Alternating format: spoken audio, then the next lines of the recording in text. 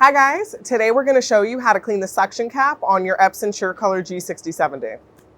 The suction cap is part of the printer's automatic maintenance system. It seals against the printhead and pulls ink through the nozzles during cleaning cycles to keep the printhead clear and running smoothly. It's important to clean the suction cap to remove any dried or built-up ink on the cap. Cleaning this suction cap will prolong the life of the printhead and maintain consistent ink flow. All right, and the supplies that you'll need are going to be small swabs, big swabs, cleaning solution, nylon tweezers, which you want to use nylon tweezers as a metal tweezer could rip off the rubber gasket, a pair of gloves, and either a small beaker or a small cup would work.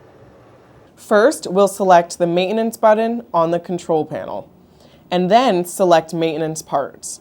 Select suction cap and then start. There is a how-to document. You can follow the sequence that'll show you exactly how to clean the part. Open the cover. With nylon tweezers, see if there's any dried ink around the rubber gasket.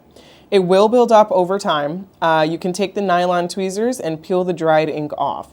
Only use a nylon tweezer, as a metal tweezer can rip the rubber gasket. Take your cleaning solution, pour some into a container. You could also use distilled water. Take the cleaning swab and dip it in and make sure you get rid of any excess liquid. With the nylon tweezers, pull the plunger back and clean the area between the swab. With the larger swab, clean around the capping station. With the side of the swab, make sure to clean the top of the capping station. You may find you'll need more than one swab to clean it. Once you are finished, you'll press Done on the control panel and return to your home screen. Happy printing!